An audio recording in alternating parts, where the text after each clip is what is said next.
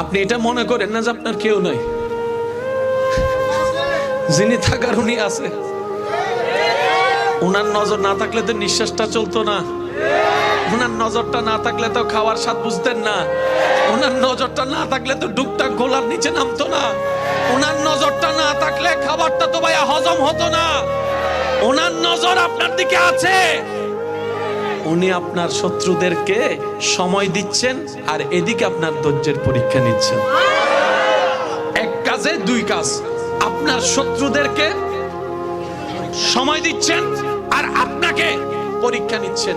এবার আপনি বলবেন আমার তো কোনো অপরাধ নাই, বিনা অপরাধে সাজা কেন? তাহলে তো আপনার জন্য ডবল শুকরিয়ার বিষয়। সেটা হচ্ছে আল্লাহ তাআলা আপনাকে 10,000 বছর আগুনে জ্বলার মতো গুনাহ যেটা আপনি করেছেন ওইটা থেকে বাঁচানোর জন্য 3-4 মাসের 3 বছর 5 বছরের একটা দুনিয়ার কষ্ট দিয়ে দিচ্ছেন। সুবহানাল্লাহ। এবার বলেন লাভ না লস? জোরে বলেন লাভ না লস? আরো জোরে বলেন লাভ না লস?